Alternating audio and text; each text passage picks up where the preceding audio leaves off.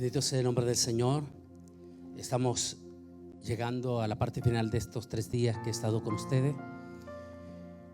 Y qué mejor que tocar un tema que ha estado en todo este año y que ha estado en el corazón del pueblo judío por 2000 años, como lo vamos a ver ahora, y que es también una de las señales más contundentes que la iglesia ha estado esperando para la cercanía del arrebatamiento a la iglesia. Voy a invitarlos a ir a las Sagradas Escrituras en este momento. Aquí en nuestro mural también lo pueden ver.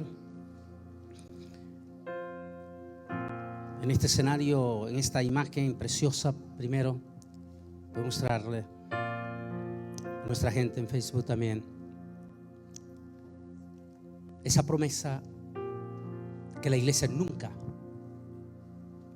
debe de perder de vista. Y es el más grave error que en los últimos años estaba cometiendo la iglesia evangélica. No estaban haciendo énfasis en la venida de Cristo. Era un mensaje que lo habían perdido de vista. Y esa es una de las esperanzas más lindas que esperamos como la iglesia. Son las 3 fases de Jesús. Él nació, Él fue a la cruz del Calvario, murió en la cruz del Calvario, resucitó al 3er día, ascendió a los cielos y esperamos su regreso. Es incoherente que existan personas que por la influencia profunda de la teología de los testigos de Jehová, mientras vamos buscando ya aquí Apocalipsis 11, 1 al 3, una de las catástrofes que tiene nuestra iglesia, nuestra teología evangélica, es que la mayoría de nuestros institutos bíblicos y colegios teológicos, su teología viene del 90% de la iglesia católica. Entonces los puntos de vista que hacen no lo hacen desde el punto de vista judío. Y gran parte de esa influencia en la teología de la iglesia evangélica de los últimos 20 años, sobre todo cuando las redes sociales se hicieron poderosas, fuertísimas, ha sido la influencia de los testigos de Jehová en los evangélicos. Los testigos de Jehová aborrecen a Jesús, no soportan el nombre de Jesús. Y sus enseñanzas de ellos son totalmente anti Jesús. Ellos tienen millones de dólares. Tienen sus mejores ingenieros cibernéticos. Y nos han invadido a la iglesia evangélica con mensaje anti Jesús. Y uno de los temas que más aborrecen los testigos de Jehová es el recordatorio del nacimiento de Jesús. Hay un nombre que Satanás no soporta escuchar. ¿Cuál es ese nombre? Ahora quiero que ustedes me digan, en todos los 12 meses del año, ¿cuál es el mes que más se menciona el nombre de Jesús aún por los inconversos? ¿Cómo se llama? Díganlo en voz alta. Entonces, ¿quién cree usted que está enojado por ese mes? ¿Y por qué cree que los demonios están enojados por ese mes? Porque durante todo ese mes, el nombre que más se menciona en toditito el planeta Tierra, incluyendo en los mismos musulmanes, es el nombre de Jesús. ¿No cree usted que es incoherente que muchos evangélicos que han sido afectados profundamente por las enseñanzas de los testigos de Jehová sientan el mismo resentimiento porque se exalta el nombre de Jesús, el nacimiento de Jesús? Algunos de estos posiblemente estarían apedreando a Isaías también, porque Isaías habló de ese nacimiento. Porque un niño nos es nacido, hijo nos es dado, y su principado será sobre sus hombros. Y se llamará su nombre admirable, consejero, Dios fuerte, Padre eterno, príncipe de paz.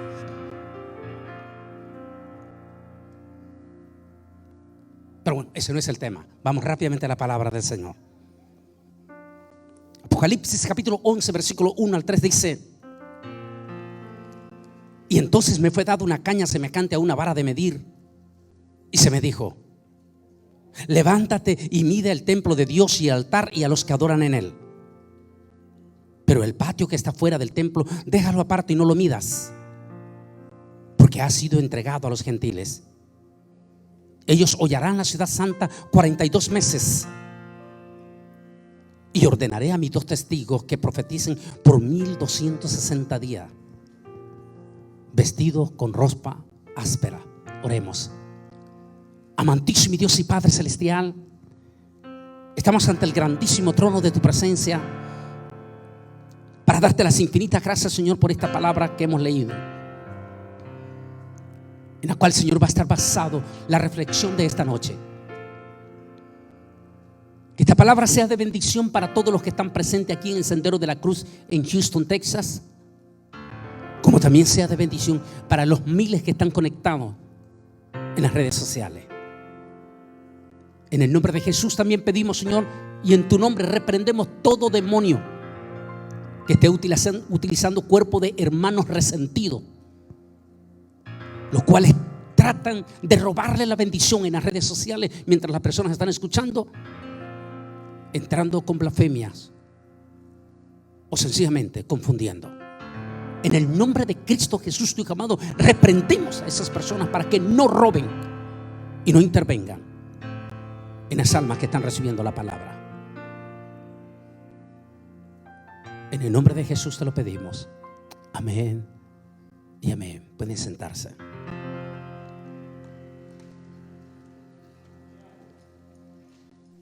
Camino al tercer templo. Ese es el tema que queremos tocar.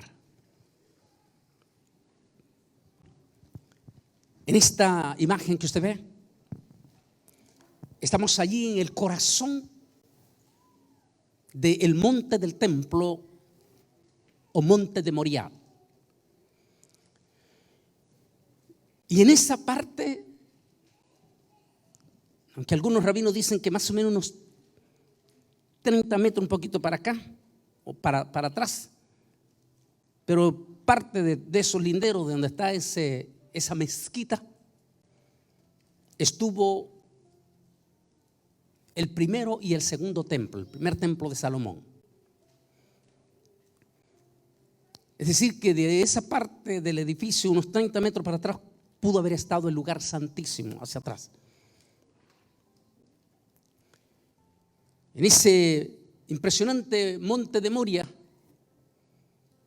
acudía el pueblo en multitudes para ofrecer sus sacrificios y para adorar al Dios viviente. Jesús de Nazaret, Yeshua Nazareno, asistió múltiples de veces a ese templo, cuando estaba el templo, perdón, no esto es una mezquita, cuando estaba el templo, incluyendo la última vez previo a ser llevado a la cruz del Calvario. Faltando unos días, algunos dicen que 3 días, Jesús visitó por última vez el templo y lo hizo llegando hasta la puerta hermosa, también conocido como la puerta del Mesías. Creo que voy a tener más adelante aquí, que está la parte donde estoy con la yaque verde, estoy señalando esa puerta de al lado de afuera del Monte de los Olivos, y la otra la estoy señalando pero desde el monte, la famosa puerta, la puerta del Mesías. Esa puerta, según la leyenda judía, que también se le llamaba el pórtico de Salomón o la puerta del oriente, la leyenda judía decía que el Mesías, el Dios mismo que se iba a hacer carne, iba a entrar por esa puerta. El profeta Ezequiel dio una profecía sobre esa puerta. Dice, Ezequiel dijo que Dios mismo entraría por esa puerta y que después que Yahweh entrara por esa puerta, la puerta se cerraría y no se volvería a abrir hasta que La Biblia dice que en entrada triunfal Jesús entró montado sobre un pollino. Una multitud de judíos que no eran de Jerusalén, los que tanto se prepararon para recibir al Mesías, los que años de años, día tras día, iban al templo y aclamaban por la aparición del Mesías. Cuando llegó el momento de la aparición del Mesías, no tuvieron la capacidad de detectarlo. Como dice un dicho en nuestra Centroamérica, se les quemó el pan en la puerta del horno. Que es exactamente lo que estamos viendo en estos momentos y sobre todo en este año de la pandemia. Lo que hemos hablado estos 2 días. La crisis que está pasando la iglesia evangélica, no solamente en todos los Estados Unidos de América, sino también en toditito Latinoamérica y en Europa, porque tengo excelente contacto con los pastores de Europa. Y los pastores dicen, ellos me hablan con mucho respeto, los de Europa, y me dicen, Pastor Bolañe, la misma experiencia estamos pasando en Europa después de esta pandemia. El 60% de los miembros no ha regresado a la iglesia. Y los que no han regresado no son los nuevos, sino que son los viejos. Y los que están regresando son los nuevitos. Es como que la historia se está repitiendo. Los nativos de Jerusalén se consideraban los super privilegiados porque ellos son los de casa. Ellos en vivo y a todo color iban a tener el privilegiazo de ver la llegada de ese Mesías y recibirlo. Pero cuando ese momento se llegó, no tuvieron la capacidad de detectarlo. Entonces, ¿quiénes eran esos judíos que lo acompañaron en entrada triunfal? Dice la historia judía, porque ya dije que mucha de nuestra teología lamentablemente no tiene el conocimiento a profundidad del judaísmo. Dice la historia judía que en esa semana de la Pascua, cuando Yeshua Nazareno salió de Galilea, es como que los judíos de Galilea presintieron en su corazón que el gran rabino de Galilea no iba a regresar de esa Pascua. Y dice que muchísimos judíos de Galilea decidieron acompañar a Yeshua a esa gran Pascua con un presentimiento en el corazón de que iba a ser de que el rabino no volvería más. Al pasar Yeshua por los pueblos de Samaria, más gente de Samaria se unió para acompañarlo a esa gran Pascua. Al pasar por Jericó, más gente de Jericó lo acompañó para ir a esa gran Pascua a Jerusalén. Al pasar por Betel, por Betania, más lo acompañaron también. Y esa es la multitud que lo homenajea cuando él decide entrar montado sobre un pollino por la puerta hermosa. Al llegar a la puerta hermosa, los encopetados rabinos, los grandes maestros de la profecía, de la escatología,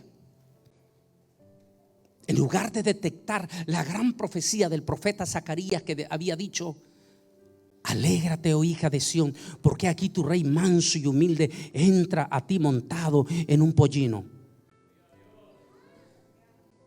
Lo estaban viendo con sus propios ojos, sin embargo, no tuvieron la capacidad, a pesar de ser grandes teólogos, no tuvieron la capacidad de detectar el momento.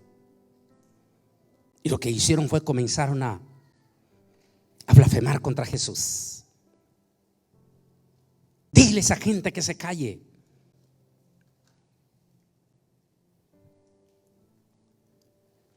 Y Yeshua se voltea y le dice: si ellos callan, entonces las piedras tendrán que hablar.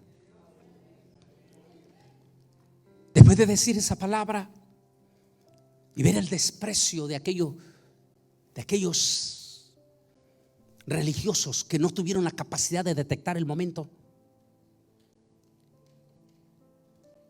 Jesús comenzó a llorar. Como decía Publio Centulio, nunca se le ha visto reír, pero siempre se le ve llorando. En aquel momento empieza a llorar. Y mientras está llorando comienza a decir: oh Jerusalén, si al menos supiese, este es tu día, ¿quién es el que te está visitando? Pero por cuanto no tuviste esa capacidad, por cuanto no pudiste detectar ese momento, mire lo que dice aquí: entonces vendrán días sobre ti cuando tus enemigos te rodearán con cerca, te sitiarán y por todas partes te estrecharán. Esto se va a cumplir al pie de la letra en el año 67, cuando el general Tito, con las tropas romanas, el general Tito que más tarde se convertiría en César, el general Tito rodeó por 3 años la ciudad santa, cercó para que todos los habitantes de Jerusalén no salieran, y lo sometió a una crisis sin precedente, a un aislamiento, lo que hoy nosotros podríamos llamar cuarentena. No podían entrar ni salir de Jerusalén.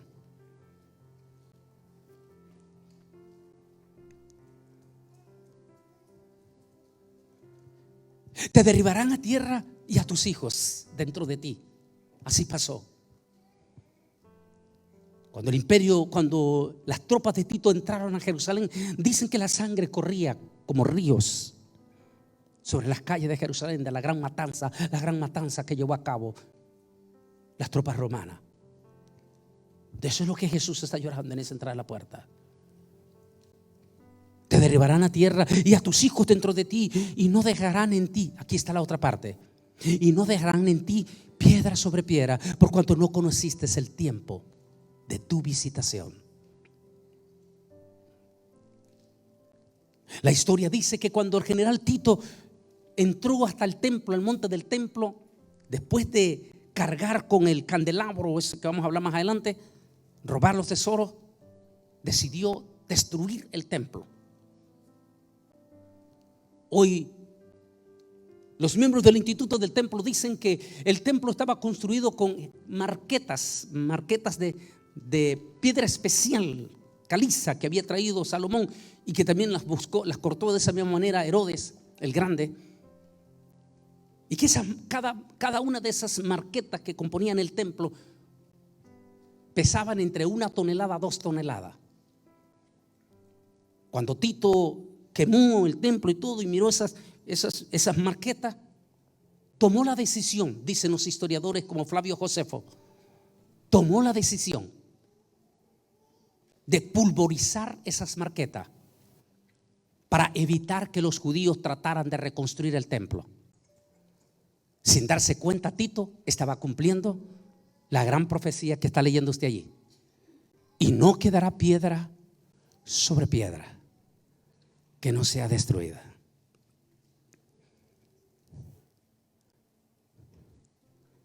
Y me dijo Yahweh: esta puerta estará cerrada, no se abrirá, y no entrará nadie por ella, porque Jehová Dios de Israel, o Yahweh, entró por ella. Por lo tanto, estará cerrada. Hay documentales. La primera documentación yo la recibí en la misma Universidad Hebrea de Jerusalén, 1996, cuando estuve en el estudio de antigüedades judía para mi tesis de mi doctorado.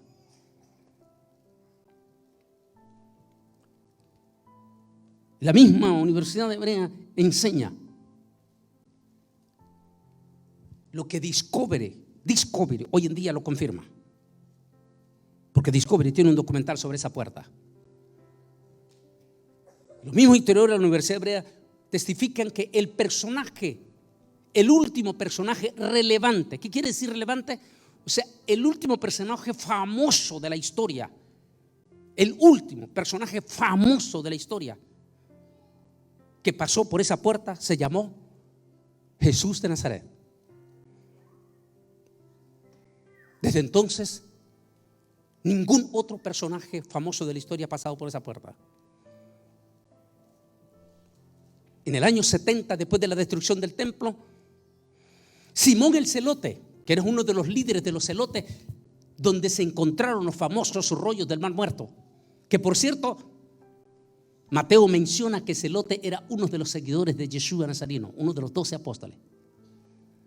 La historia dice que Simón el Celote tomó la decisión, junto con los celotes, después de ver la devastación del templo,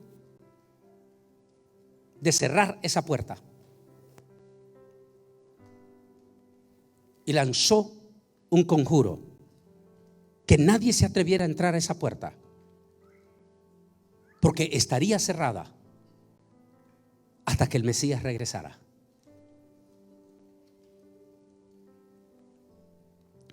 La original no es esta que está viendo aquí, vamos a ver aquí. La original, esta que está viendo usted aquí, la que señalo por dentro y por fuera, esta fue construida hace más o menos 500 años por uno de los saladines otomanos, y lo hizo en base a la misma declaración que hizo Simón el Celote. Se dice que la original, la puerta original, está a unos 8 metros abajo de esa, según las excavaciones arqueológicas. Según el saladino, para evitar que algún musulmán le cayera la maldición que lanzó Simón el Celote, decidió también él levantar esa misma puerta, que es la que tenemos en la actualidad. Y también dice que se dio cuenta que solo el Mesías podrá entrar por esa puerta. Así es que dice la leyenda musulmana que para evitar, según el saladino, para evitar que el Mesías regrese, decidió poner un cementerio gentil al frente de ellos, porque el Mesías no puede pasar por un cementerio gentil. Se le olvida al saladino que Jesús ya no volverá otra vez caminando sobre ese lugar, sino que vendrá como Rey de Reyes, Señor de los señores, desde los aires.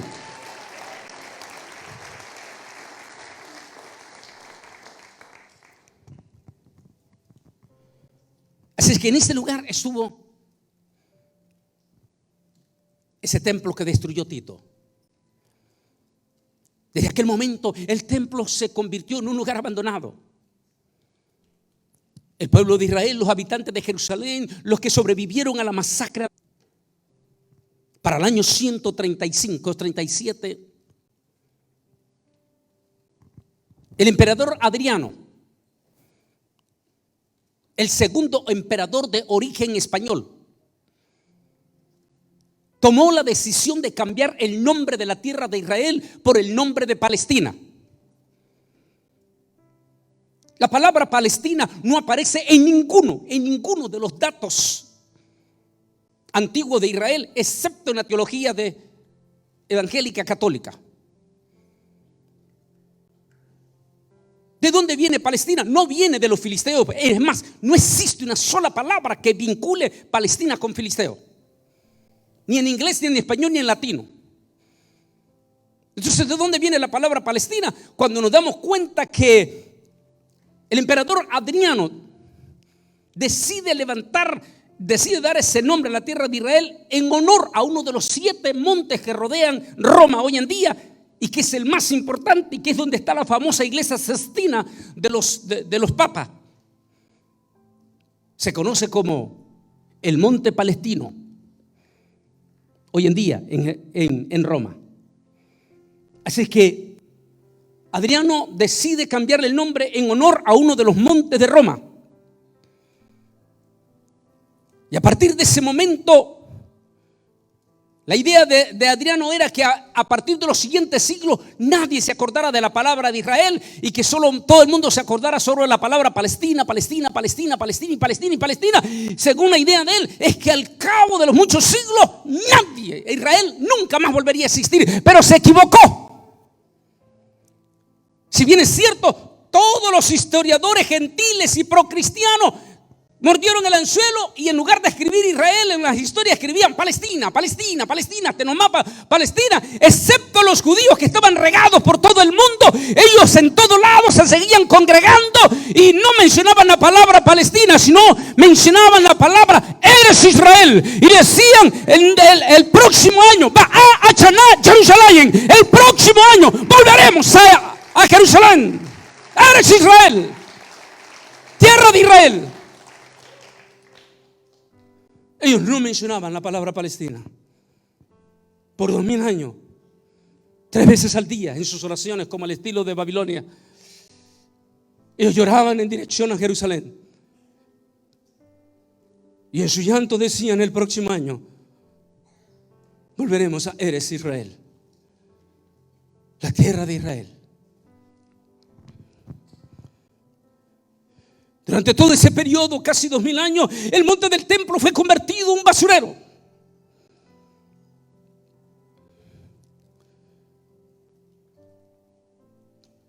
En el siglo VI,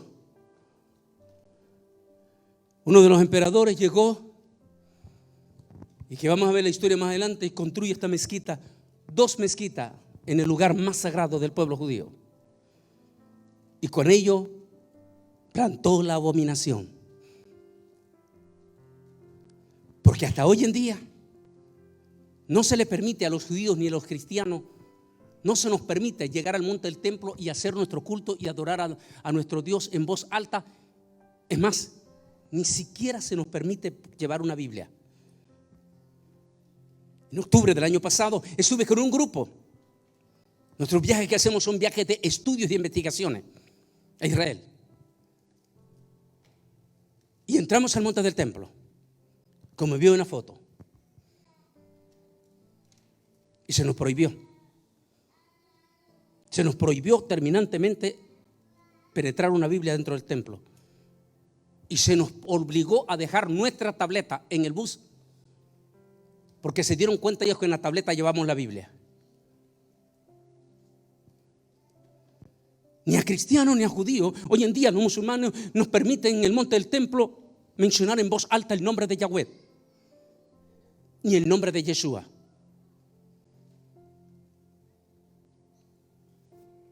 En cierto sentido es parte de la gran abominación que habló el profeta Daniel.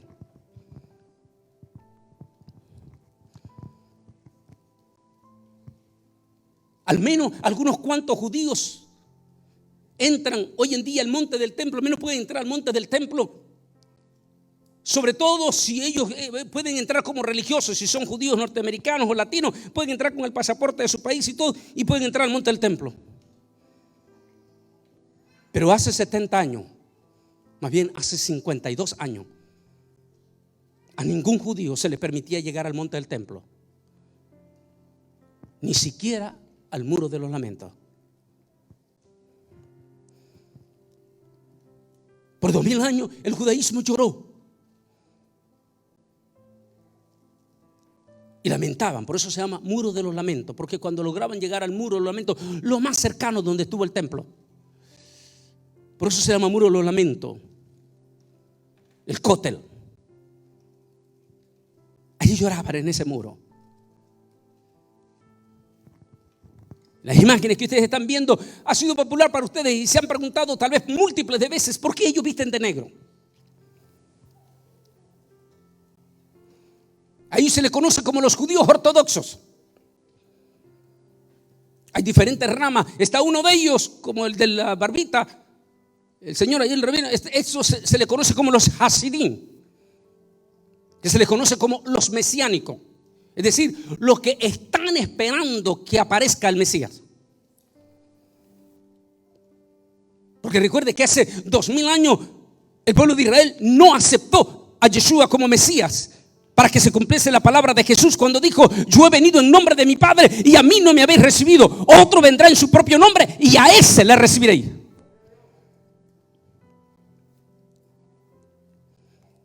Pero volvamos a la pregunta, vamos a la imagen. ¿Por qué cree usted que ellos siempre están vestidos de negro? Mírelo. Vuelve a la imagen, por favor. ¿Por qué ellos siempre están vestidos de negro?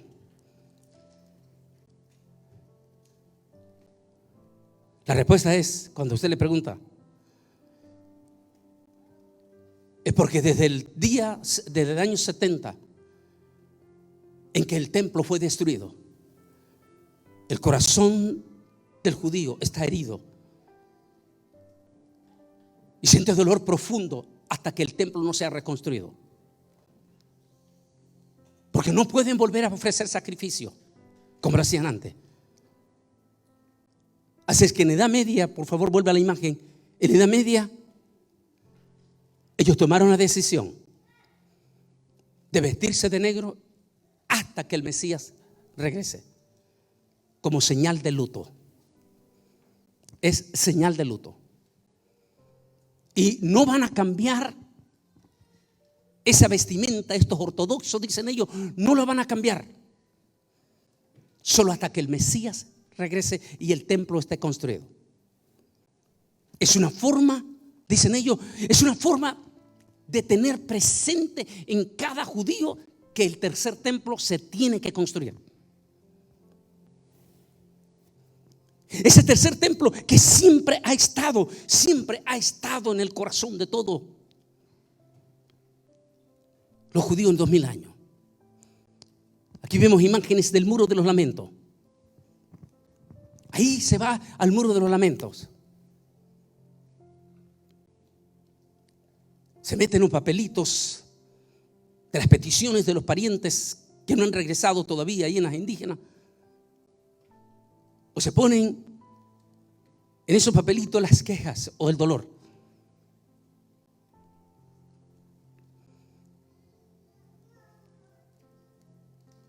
¿Por qué es tan importante el muro de los lamentos para los judíos hoy en día? Porque es el lugar, como ya dije, más cercano a donde fue el templo.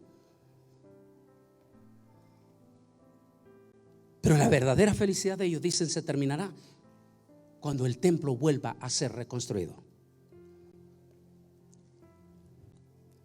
Las múltiples de profecía de los famosos judíos de los siglos pasados, de los grandes rabinos, inclusive los que le llaman cabalística, que nosotros cristianos no, por supuesto no estamos de acuerdo con la cabalá, no tiene nada que ver con el cristianismo ni con el judaísmo.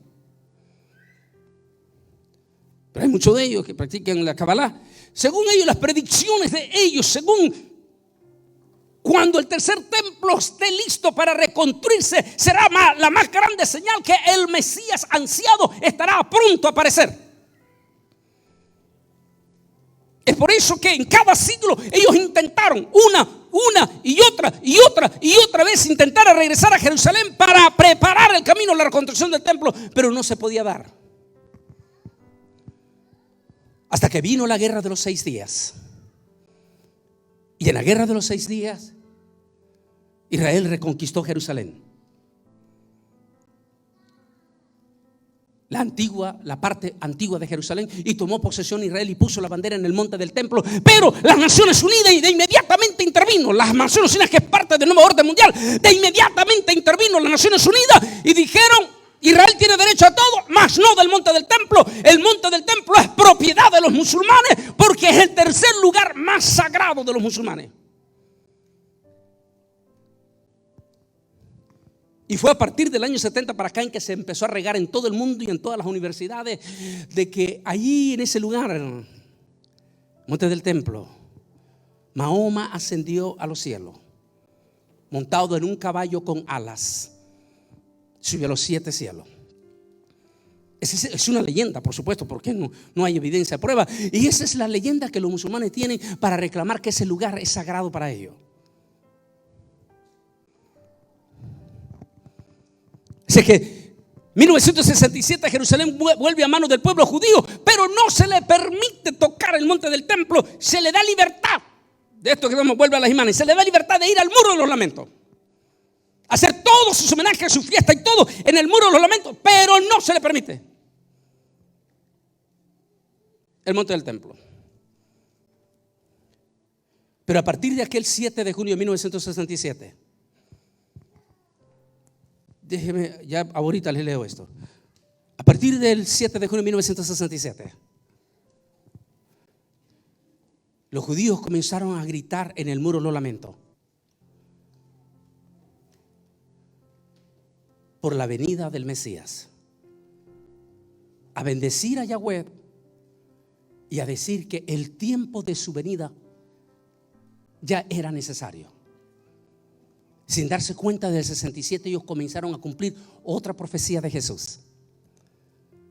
La Biblia dice que cuando Yeshua Nazareno salió del templo esa última vez que él visitó, desde el Monte de los Olivos volvió a llorar y dijo: Jerusalén, Jerusalén, que matas a tus profetas y apedreas a los que te son enviados.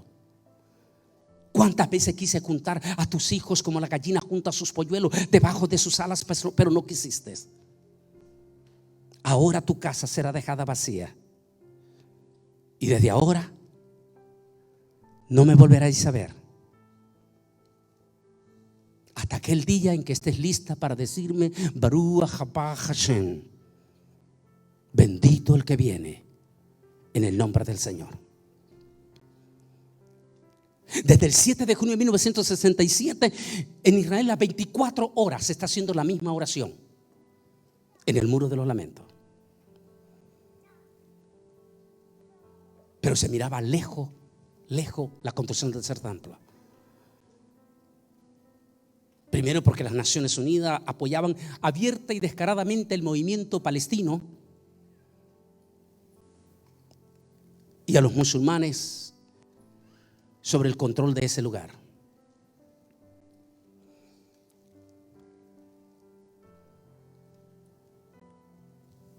Pero va a pasar algo.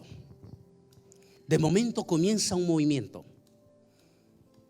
de uno de esos judíos apasionados por la venida del Mesías, la aparición más bien del Mesías, digamos, de aquí de Nueva York. Este judío regresó a Jerusalén junto con otro grupo de judíos y decidieron comenzar la iniciativa de los preparativos para construir el tercer templo, y formaron el Instituto del Templo. Comenzaron a recibir donaciones de toditita la comunidad judía, en especial la comunidad judía de Estados Unidos, a recibir cantidades de donaciones para que comenzara a prepararlo todo. Vamos a adelantarnos y después regreso a esta lectura. Aquí estamos viendo entre todos esos preparativos.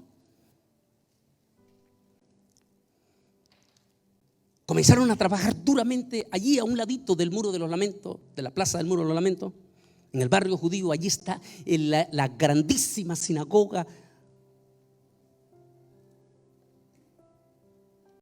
del Instituto del Templo. Hay un estudio, uno de los hermanos se lo llevó anoche. Tengo dos que son los 144,000 y los dos testigos. Y ese de los dos testigos lo grabé en Santiago de Chile. Esa iglesia preciosa allí en Santiago de Chile. Y esa noche que lo grabé, vino un grupo de la comunidad judía y estuve a un lado para respaldarme. Cuando terminé, ellos fueron conmigo para el hotel donde yo estaba. Y uno de ellos me vino y me dijo: Antonio,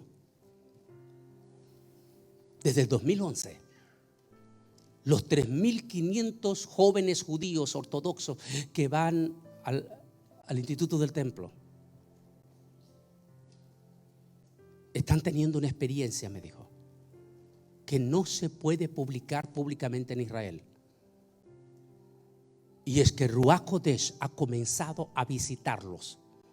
Ruach Kodesh es el Espíritu Santo. Y esos jóvenes, dijo, están recibiendo revelación de que Yeshua Nazareno es el Mesías. ¿Acaso, me dijo él, el Altísimo está preparando ya los 144,000? Me dijo. Es decir, los 144,000 no se van a convertir en la gran tribulación. Tienen que convertirse antes de la gran tribulación, porque ellos son los que van a tomar el lugar de la iglesia cuando sea arrebatada.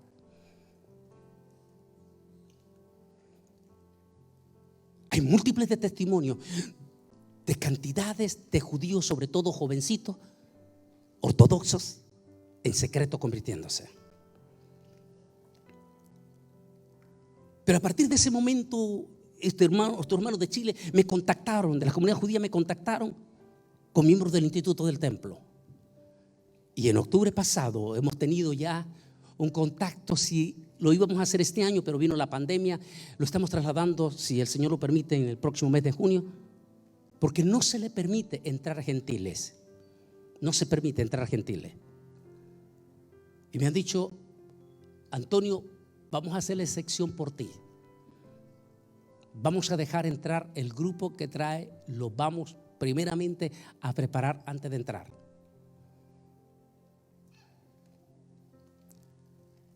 En el Instituto del Templo, en este momento ya tienen todo construido. El pectoral, el que se ponía el sumo sacerdote, ya está listo.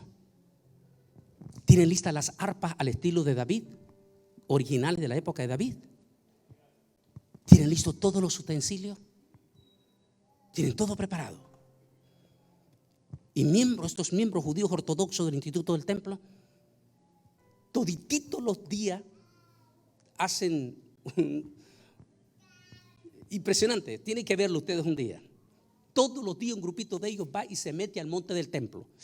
Y los palestinos y los musulmanes se enfurecen y quieren agarrar piedra y apedrearlo, y el ejército, eso es todos los días, y el ejército tiene que entrar inmediatamente a cubrir. Y estos judíos ortodoxos entran y le dicen en su cara a los palestinos: este lugar no es de ustedes, este es el lugar de Yahweh, y aquí vamos a construir nuestro tercer templo. Y lo dicen todos los días, todos los días, todos los días, y los palestinos se enfurecen. Lo vio mi grupo en vivo y a todo color. El año pasado, el año antepasado lo vio.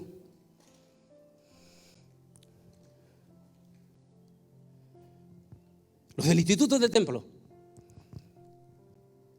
están exhibiendo allí, afuera del Instituto del Templo, esta minorá. Mírenla, esta impresionante minorá, con las medidas exactas de la minorá que estaba en el primero y en el segundo templo. Mide 6 pies.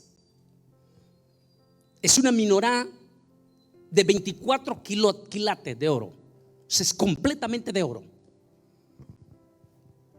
Está exhibida, y ese vidrio que usted ve allí es vidrio, ¿cómo se dice? Blindado. O sea, está protegido, está blindado. La razón que los institutos del templo lo están exhibiendo es para que todos los judíos y la gente que va del mundo sepan que ya está todo listo para la construcción del templo. Pero ellos dicen que ese templo no se va a construir sino hasta que ya esté cerquitita de la aparición del Mesías, a lo que nosotros le llamamos, a ver, ¿cómo? Anticristo.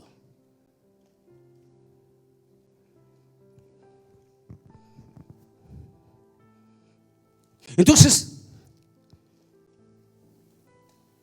se han dado todo, ya está la minorá, ya está el pectoral, ya está todo. Pero en el 2018, aunque muchos años atrás ya se venía hablando de este fenómeno que ya les voy a mostrar. Lo primero sucedió hace 20 años, un poco más de 20 años, sucedió en un kibbush en Holanda. Perdón, en un rancho en Holanda de judíos. Nació allí en Holanda la primera vaca roja, y fue la noticia en aquel momento, y inmediatamente los judíos entraron, los ortodoxos visitaron, los judíos expertos de Israel, científicos, entraron a ver esa vaca roja que había nacido. En 2000 años se había perdido la especie de la vaca roja. Y una de las profecías del Talmud es que cuando esté listo para aparecer el Mesías, y cuando ya el tercer templo esté listo para construirse, entonces aparecerá la vaca roja. Aparece la vaca roja, de inmediatamente van los judíos. Pero hay un problema: el gobierno de Israel es político, y las leyes de Israel dice, igual como muchos países, dice que ningún animal vivo puede entrar a Israel. Entonces de inmediato lo primero que entran estos científicos judíos es a sacar el gene de esa vaca roja y comenzar a reproducirlos en diferentes kibbutz, incluyendo en Massachusetts, Estados Unidos, para la reproducción de esa vaca roja. Pero todavía no se la llevan a Israel. Tenían que certificar, tenían que estar seguros que 100% roja, es decir, totalmente roja. No puede traer nada, ninguna mancha, porque inmediatamente es descartado.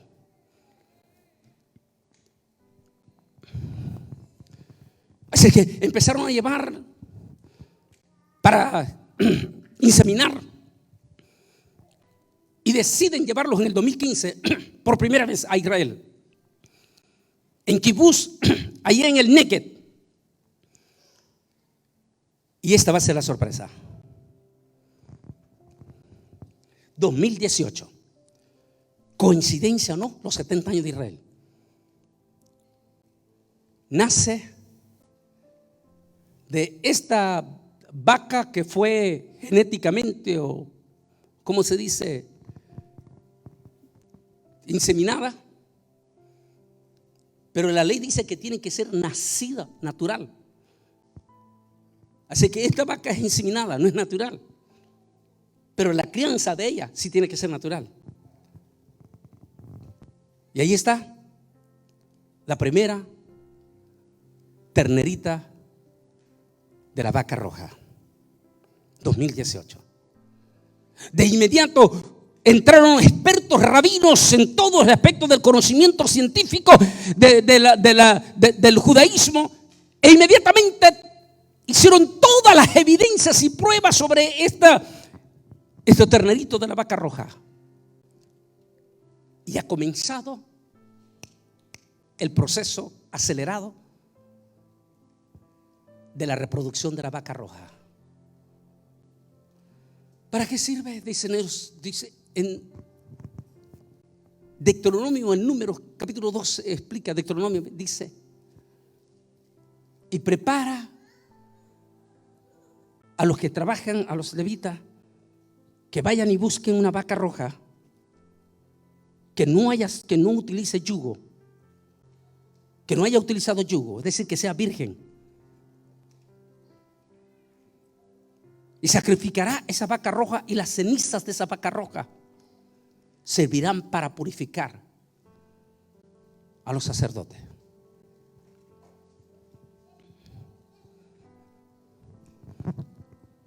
Han estado esperando. Está todo listo. Está inclusive ya en este momento, se puede decir, los preparativos de crianza de vaca roja. Ya está el pectoral, ya está todo. Pero hay un problema. Había un problema grandísimo, grandísimo, grandísimo. Los musulmanes no están dispuestos a entregar ese lugar y prefieren ir a declarar la tercera guerra mundial antes que entregar ese lugar. ¿Cómo botar esa mezquita?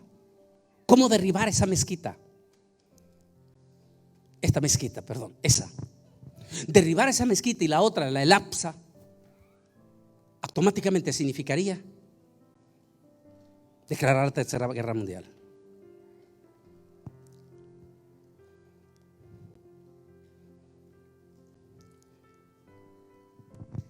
En 1996 su servidor estaba allá en Israel, y en esta parte, a un lado aquí, están en los famosos túneles. Ese túnel que pasa por debajo, a un lado, en lo más profundo del muro, y hay un momento en que pasa cerquitita donde se cree que estuvo el lugar de los santos. 1996, tal vez algunos de los adultos recordarán que hubo un escándalo grandísimo en Israel. Me tocó vivirlo allá. Murieron más de 70 judíos. Todo porque un grupo de arqueólogos judíos rompió esa parte del túnel cerquita allí, porque un arqueólogo de la Universidad Hebrea de Jerusalén está absolutamente convencido que si se logra romper esa parte de la pared de ese túnel y se meten unos 50 metros dentro de donde está este templo, esa mezquita, debajo, allí debajo, en profundidad, está el lugar. Ya tiene una vaca roja, pero hay un elemento súper importantísimo para los judíos. Eso es importantísimo para los judíos. El que me lo diga de aquí, rápidamente, a ver si se imagina cuál es ese elemento. Ya están el pectoral, ya están todos los utensilios, ya está el arpa, ya está la vaca roja, pero hay algo que para los judíos es primordial y es la señal más grande que ellos esperan. A ver, ¿alguien quiere decir qué es? ¿Qué sospecha usted que es? El arca del pacto. Esta. El arca del pacto. Este arqueólogo judío, 1996, él dice que él cree que el arca no está ni en Etiopía, ni está allá con los caballeros templarios en Estados Unidos, sino que el arca está a un lado del túnel del Muro de los Lamentos, excavando unos 50 metros para profundidad. Y lo intentaron y inmediatamente se levantó el mundo árabe y palestino en aquel entonces, en el 96, y tuvo que intervenir las Naciones Unidas, incluyendo el propio presidente de los Estados Unidos.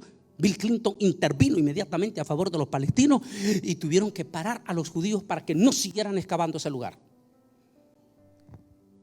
Y se decidió sellarse. Y un rabino dijo: permitirá que salga la luz. Exactamente lo que leímos en Apocalipsis 11. Dice: y el arca fue exhibida.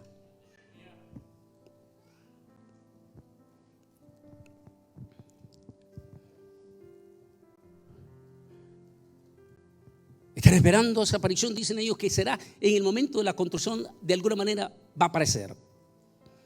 Con todo respeto, en mi libro Israel al filo de la profecía, en el capítulo 11, que estoy hablando de ese milagro, de ese acontecimiento, y citando a personalidades ahí.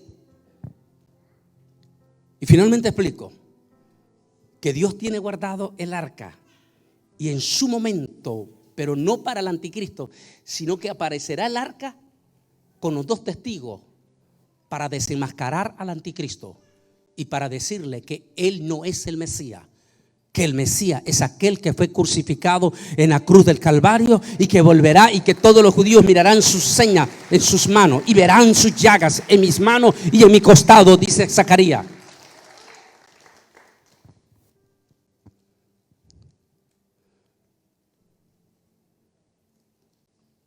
Y entonces me fue dada una caña semejante a una vara de medir, y se me dijo: levántate y mide el templo de Dios y los altares y los que adoran en él, pero el patio que está fuera déjalo aparte y no lo mida, porque ha sido entregado a los gentiles, y ellos hollarán la ciudad santa por 42 meses, 3 años y medio, y ordenaré a mis dos testigos. Ese momento trascendental está a punto de suceder. Pero seguimos con el problema.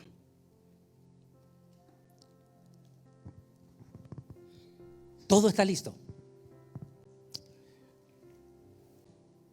Un multimillonario del mundo y varios presidentes, incluyendo de Europa, le ofrecieron al Instituto del Templo y a todo el pueblo de Israel que ellos estaban listos a donarle todo el dinero de lo que costara, los millones que costaran reconstruir el tercer templo, pero que no lo hicieran en el monte de Moria, que lo hicieran en cualquier otro lugar. El director del Instituto del Templo respondió a aquella honorable oferta que estaban haciendo el multimillonario y estos presidentes, y dijo: disculpen, señores, el problema de nosotros no es el dinero, tenemos el dinero, no necesitamos que ustedes nos donen, ya tenemos el dinero para la construcción del templo. El problema no es el dinero, le digo. El problema es que no vamos a construir el tercer templo en ningún otro lugar que no sea donde estuvo el primero y el segundo. Donde están esa mezquita tiene que ser quitada, porque allí vamos a construir nosotros. Y allí viene el gran dilema. ¿Cómo hacerlo? Hasta que de momento, en el 2017, un presidente en los Estados Unidos, un presidente polémico, controversial, el famoso anciano que menciona Daniel, y en su lugar lo sucederá un hombre de rostro fiero, que no dará la gloria a nadie, es decir, solamente él se dará la gloria. Llegará al poder, dice, con ayuda de los infieles, dice Daniel, y él, dice, comenzará a repartir la tierra para preparar ese camino.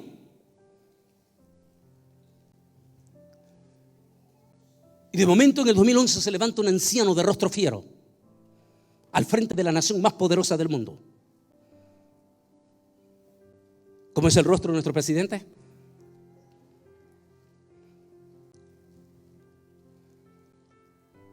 Dice, rostro fiero y altivo de mirada. ¿Cómo es nuestro presidente? Dice, se llenará de soberbia, es decir, no dará la gloria a nadie.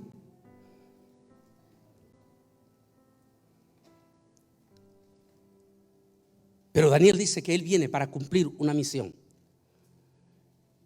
Y el 2017 el presidente Donald Trump empieza a hacer algo que ningún otro presidente en la historia de los Estados Unidos en los últimos 70 años había podido hacer. Lo primero que hizo fue reconocer a Jerusalén como la capital del pueblo judío, y eso el pueblo de Israel fue impactado.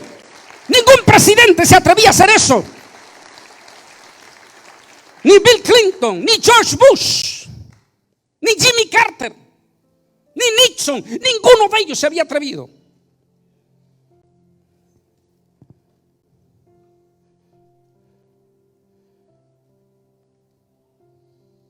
De momento el presidente Donald Trump anuncia que va a trasladar su embajada de los Estados Unidos, la primera potencia del mundo, como quien dice Roma, va a trasladar su embajada a Jerusalén como reconocimiento al pueblo judío. Y hasta se atreve como primer presidente, porque los otros, ninguno de los otros se atrevió a ir al muro de los lamentos siendo presidente. El presidente Donald Trump fue, al ir al muro de los lamentos, estaba dando como luz verde a los judíos: prepárense para la construcción del templo. A partir de ese momento el movimiento judío empieza a agarrar fuerza. Pero hay un dicho en Nicaragua que dice, y se mira como en la cola de un venado. Se miraba lejos que se cumpliera. Las 22 naciones árabes superpoderosas, las dueñas de todo el petróleo del mundo, los petrodólares. ¿Quién quería enfrentarse a los poderosos árabes? Estos 22 países, a excepción de Egipto y de Jordania, tenían un cierto tratado de paz empírico, pero no querían ninguna relación y mucho menos ninguna negociación con el templo. Así que se parecía lejos. Pero dicen los expertos que lo más cerca para llegar al pacto sería que ese líder que dice Daniel vendría a preparar ese terreno para que luego venga el que lo va a cumplir. Y de momento el presidente Donald Trump empieza a hacer pasos gigantes e históricos. 2020, enero 28, presenta ante el mundo al que él llamó el pacto del siglo. Y empieza una negociación impresionante e histórica que ninguno de los últimos 6 presidentes de Estados Unidos lo había podido lograr. Acercamiento de los árabes con el pueblo judío. Y de momento los árabes ya no comienzan a odiar a los judíos, sino que comienzan a decir, son nuestros hermanos. Y realmente así es, porque son los verdaderos hermanos de los judíos. Son los países árabes, no musulmanes, los árabes. Son los legítimos hermanos descendientes de Ismael.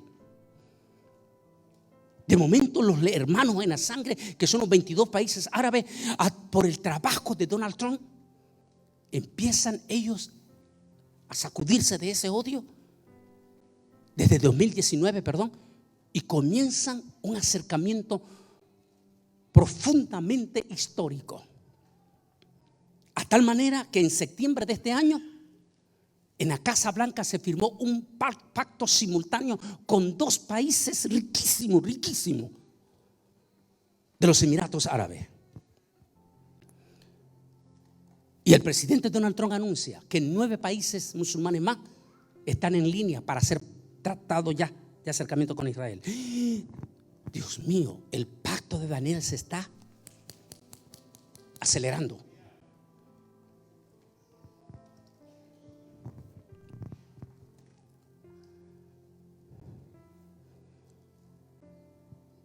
Y la gran noticia hoy, esta tarde, ayer me llegó a recoger el pastor Ricardo.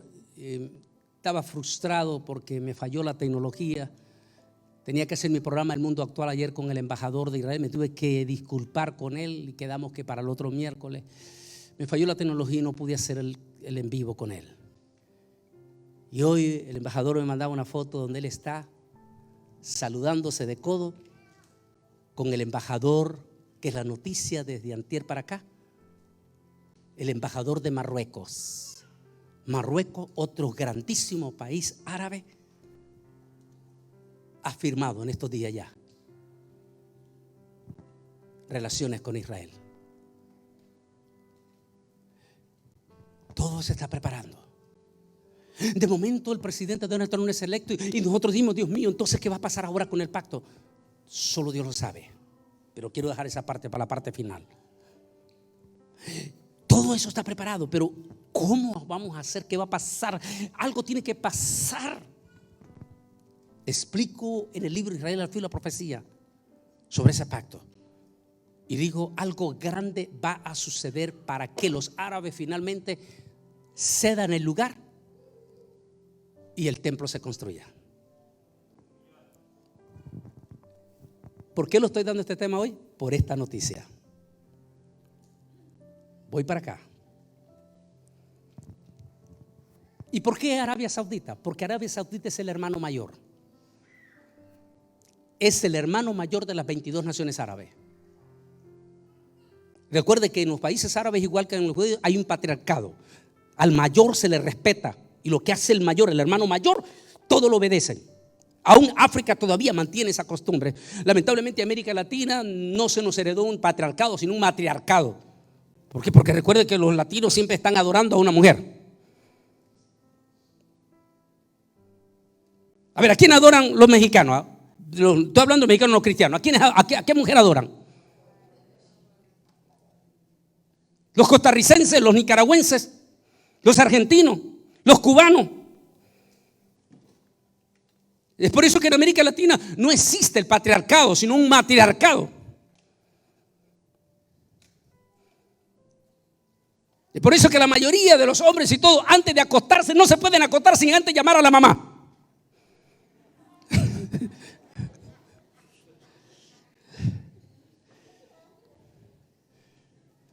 En el judaísmo y en el árabe no es matriarcado, es patriarcado. Y cuando muere el papá, el hermano mayor es el que toma esa posición del patriarcado. En los países árabes, el hermano mayor se llama Arabia Saudita. Es el que ha estado calladito en todo este año. No ha dicho nada, no ha estado en contra del pacto que se ha hecho, no ha estado en contra del acercamiento de los árabes con los judíos, pero está calladito. Yo creo que en el momento que Arabia Saudita, pienso, espero equivocarme, que en el momento que Arabia Saudita y finalmente el último eslabón, la piedra en el zapato de Israel, los palestinos, serán los últimos. Cuando ellos firmen ya, llegamos al momento. Y la sorpresa la va a dar Arabia Saudita. ¿Y por qué? Porque este personaje que escribe es nada menos y nada más que alguien extremadamente cercano a los reyes, a los príncipes de Arabia Saudita. Veamos el artículo, leámoslo. Déjeme leérselo. Mire lo que declaró apenas hace una semana. Este fue el bombazo. Si esto hubiera sido escrito hace 15 años, se hubiera desatado manifestaciones de odio en todos los países musulmanes y árabes. Pero esta vez no, porque este es el tiempo de la profecía. Y mire lo que dice este importantísimo. Dice, el Aqsa mencionado en el Corán en realidad se encontraba ubicada en la cercanía de la Meca, en la península arábica. Este cita la opinión del historiador islámico Al-Wahidi, quien sostiene que el lugar llamado Al-Aqsa, que es como le llaman a la mezquita que está en el monte del templo, visitado por el profeta Mahoma, que es donde se dice que Mahoma subió a los cielos desde ese monte. Dice, el profeta Mahoma se encontraba en el pueblo de Al-Aharna, cercano a la Meca, en un intento por restarle importancia a Jerusalén en el Islam. Yamani también argumentó que no existe ningún consenso respecto a la identidad de Jerusalén como la primera Qibla, y citó a historiadores y comentaristas del Corán que afirmaron que la Kaaba en la Meca en el lugar de Jerusalén fue la primera dirección de rezos, pero para los musulmanes. Niega él eso. Chamani afirma además que el domo de la roca en Jerusalén fue construido en el año 691 por el quinto califa Omeya Abd al-Malik bin Marwan, como destino alterno de peregrinación, porque la Meca en ese momento estaba bajo el control de gobernantes rebeldes que hizo difícil a los peregrinos que deseaban visitarlo. En otras palabras, está diciendo de momento Arabia Saudita que donde está el Aqsa que reclaman los palestinos y todo, que ese no es el lugar verdadero. Al estarlo diciendo ya están preparando el camino. ¿Para qué?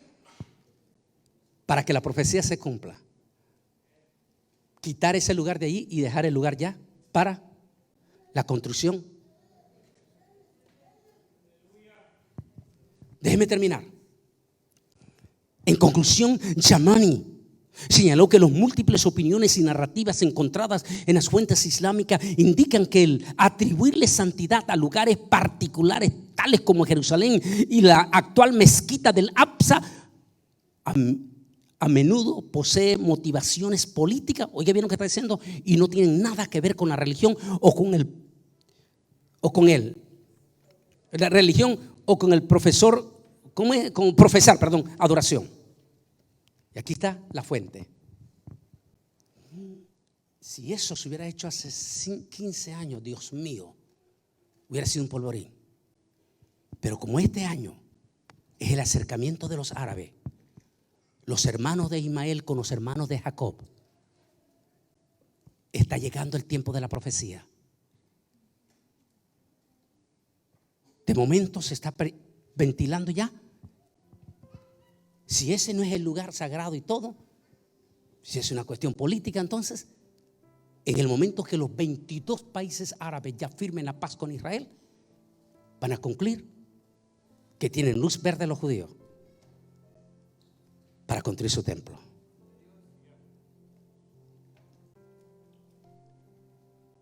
Si esto ya está listo, entonces el arrebatamiento está a las puertas. Debo de aclarar algo. Israel, y una vez que se construya el templo en los primeros 3 años y medio, es decir, a la mitad de la gran tribulación, será inaugurado y será pisoteado por la bestia anticristo, que hasta ese momento no se ha quitado la máscara. Se presentará como un líder, como el hombre que logró conquistar el pacto, como el hombre que logró acercar a los temibles hermanos de Israel. Hasta ese momento Israel todavía no lo declara su Mesías. Va a ser cuando el templo se construya, es cuando Él se meterá en el templo y se sentará en el templo,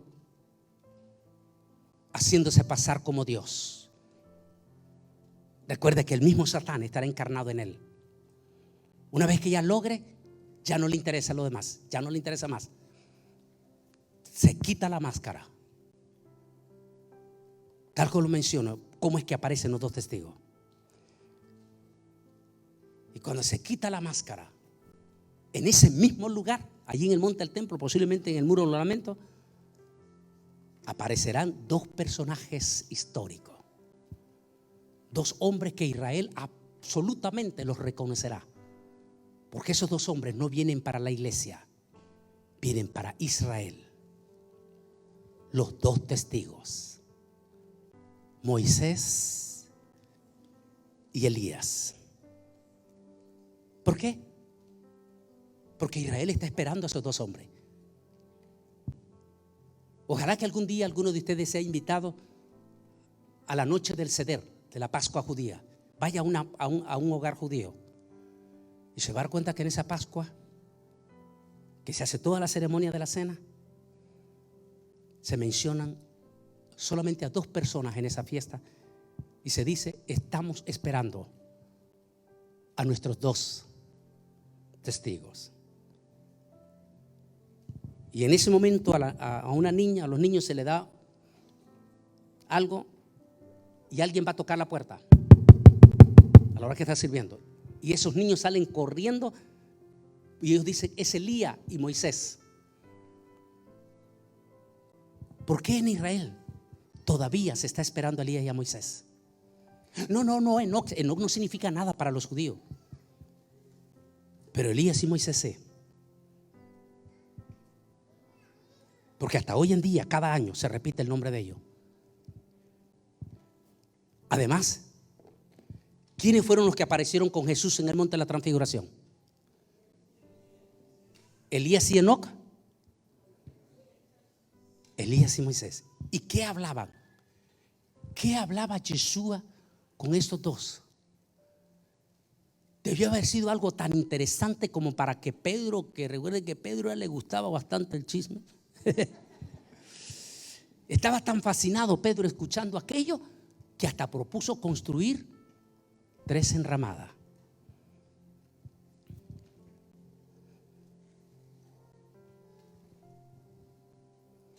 El terreno está preparado.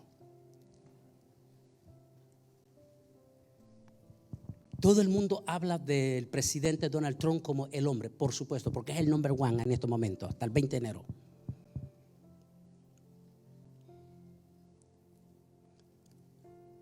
Pero realmente ante Israel, al hombre que se le da el crédito de lograr todo el éxito que se está teniendo el pacto, es a este joven. Mire ese joven, mírenlo. Su nombre, Jared. El significado del nombre Jared significa el que descendió de arriba, el que bajó de arriba. Por favor, quiero pedirles que se vayan poniendo de pie. Vayan poniéndose de pie.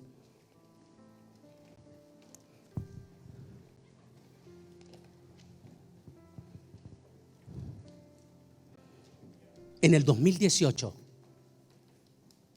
un famosísimo rabino Hasidín. ¿Qué es Hasidín? Ya le mencioné.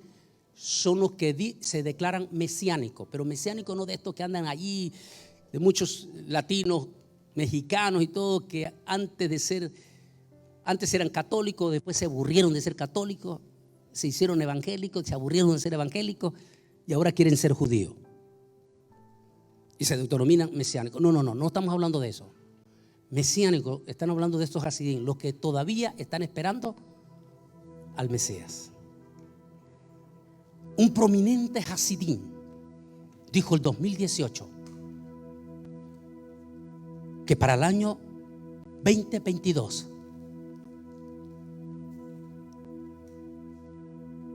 una gran estrella que bajó de arriba,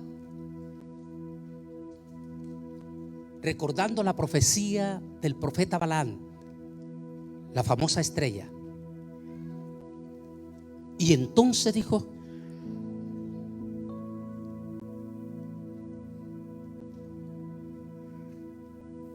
por favor, vuélvame la imagen. Este joven es el yerno del presidente Donald Trump. Es miembro de la comunidad judía en Brooklyn, Nueva York. Se declara también mesiánico, que quiere decir que él también espera al Mesías, pero no a Jesús. El prominente edificio, que es el famoso ese que está allá, que costó $2,000 millones. El que me diga de aquí por qué ese edificio es famoso y ha sido famoso en todo este año. A ver, ¿por qué? No, ¿por la qué? ¿Pero qué es la dirección? 666.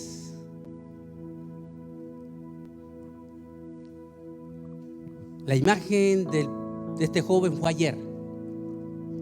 Hasta el último minuto está dando los grandísimos pasos.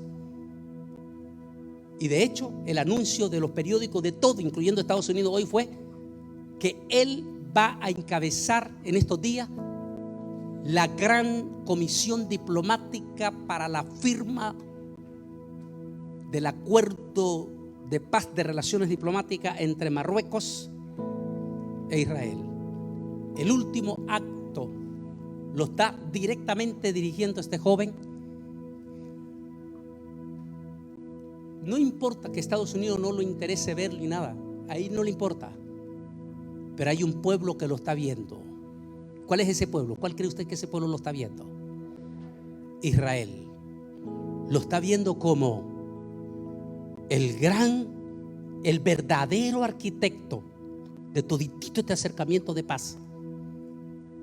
Por supuesto, con el poderoso respaldo de su suegro.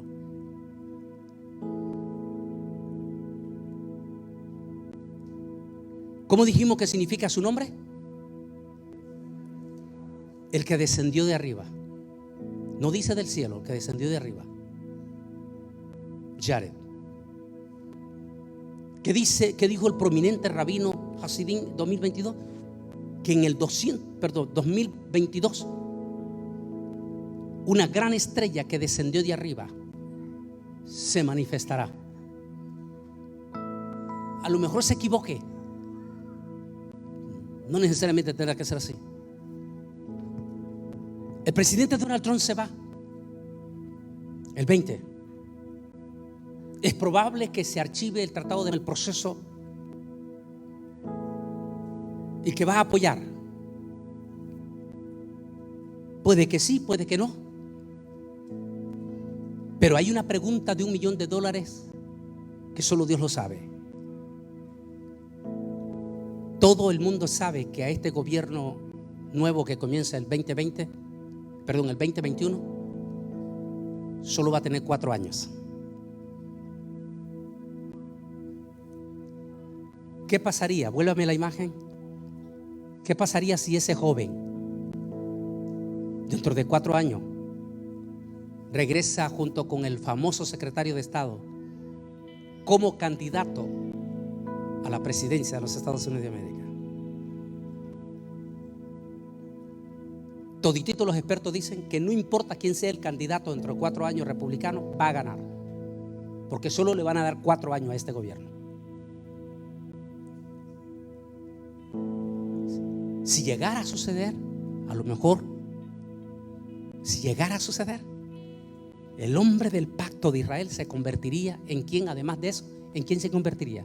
¿Cuál es el título que le dan al presidente de los Estados Unidos? ¿Cuál es el título? El number one. No solo se convertiría en el hombre del pueblo de Israel. ¿Podría suceder eso? Solo Dios lo sabe. De lo que sí estoy seguro en este momento es que el rey viene pronto y la iglesia está a punto de ser arrebatada. Muy pronto nos vamos a ir. Yo le quiero pedir que cierra tus ojos.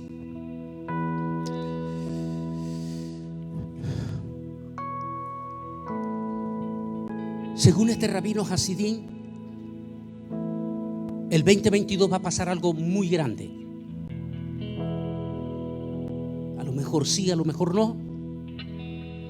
Pero lo que sí es seguro es que todas las noticias nos están diciendo que el 2021 va a ser un año difícil, un año duro, un año peligroso. Y que será un año tan duro como el 2020 que la gente va a pegar grito por algo grande para el 22. La pregunta es en este momento, mientras están con sus ojos cerrados, ¿cuánto tiempo nos queda para el arrebatamiento? Solo Dios lo sabe. Pero de una cosa sí debemos de estar alerta, que Jesús dijo: cuando ustedes vean todas estas cosas, erguíos y levanten vuestra cabeza, porque el tiempo se ha acercado. Si no ganamos a la familia lo antes posible, la podríamos perder. Este peligrosísimo enfriamiento que estamos viendo en la iglesia, de que el 60% de los miembros, a excepción de esta iglesia Sendero de la Cruz, el 60% de los miembros de la iglesia de aquí, de Houston, Dallas, no han regresado a la iglesia. les está pasando exactamente lo que le pasó a los de Jerusalén hace 2000 años. Y se quedarán para la gran tribulación. Pero nosotros no nos queremos quedar, ¿verdad que no? Entonces digan ustedes ahí, los que están con los ojos cerrados, digan: Señor, no quites de nosotros el temor y la presencia de tu Espíritu Santo. Que sea tu Espíritu Santo quien nos está advirtiendo, alertando de tu eminente venida.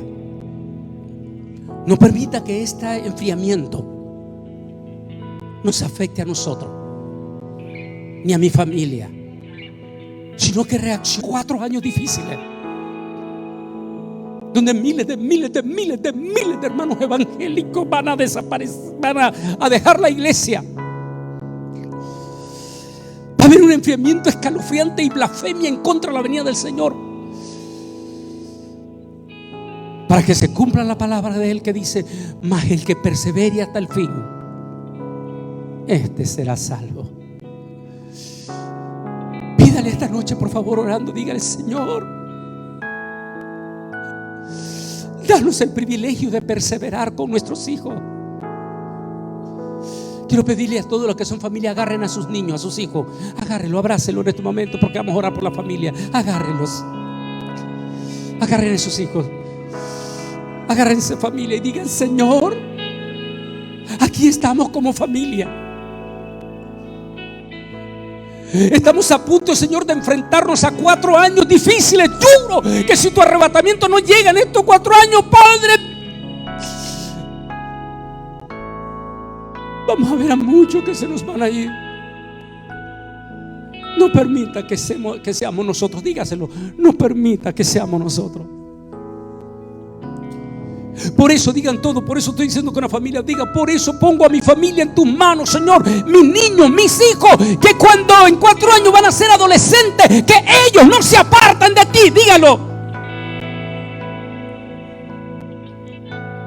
Y arraba, calla, va santo.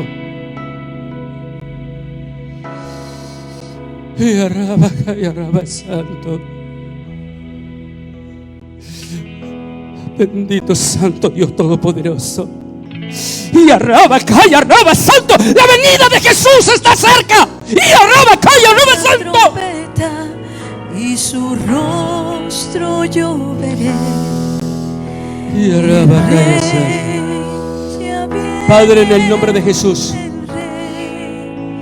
te pido que bendigas a la familia, a todos los que están agarrados en este momento. En el nombre de Jesús,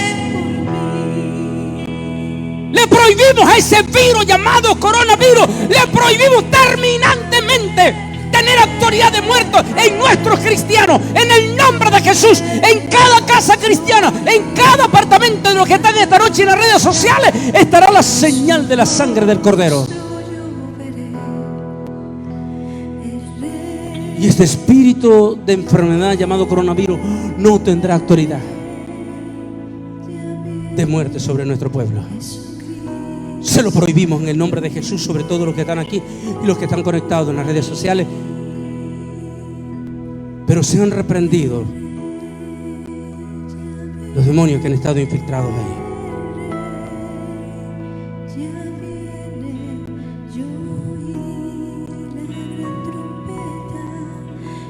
En el nombre de Jesús de Nazaret, pedimos sanidad sobre todos los hermanos que están aquí y su familia. Tu sangre preciosa nos cubra, tu manto, tu protección.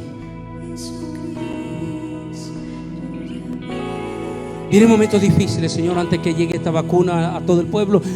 Y aún la vacuna no es la protección importante, sino que nuestra protección es usted. No es la vacuna. Nuestra protección es usted. Usted es nuestra esperanza. Usted es nuestro sanador, Señor. Y estas familias esta noche están recibiendo esta promesa. Juntos, todos están recibiendo esa promesa. Lealtí, Jai, mi esperanza solo en ti. En el nombre de Jesús, Bendice la iglesia Sendero de la Cruz, a su pastor Ramiro y su esposa, toda su familia, y a cada hermano, a cada hermanito precioso que colaboran en este ministerio, a cada diácono, esos hermanos que están afuera, esos hermanos que están en las puertas, esos hermanos que tienen ese corazón grande. Bendícelos a ellos también y a su familia, a sus hijos, sus casas. Y que este 2021, no importa lo que venga, nosotros estaremos bajo tu cobertura. Asimismo, bendice a los que están unidos en oración en este momento en las redes sociales. Te suplico que los bendiga, Señor, que los proteja y que los cobijes con tu protección. En el santo, bendito nombre que es sobre todo nombre. Nosotros, Señor, no esperamos el tercer templo. El tercer templo será para Israel. Nosotros te esperamos a ti en el arrebatamiento para ir a las bodas del Cordero. Ahí donde ya tú nos estás esperando, en esa cena de las bodas del Cordero. Danos ese privilegio, mi precioso Dios. Pero a la vez, digan todo, a la vez, Señor, bendice a tu pueblo de Israel. Va a pasar por el fuego, como dice el profeta Zacarías, y lo meteré en el fuego y lo probaré como se prueba el oro. Pero digamos, pero Señor, no olvides que es tu pueblo por excelencia también, Israel. Te pedimos que lo guarde y que el remanente que es tuyo de allí permanecerá como ese remanente fiel tuyo. En el nombre de Jesús, bendecimos a la nación de Israel. Amén y amén. Que el Altísimo me les bendiga. Pueden sentarse. Mañana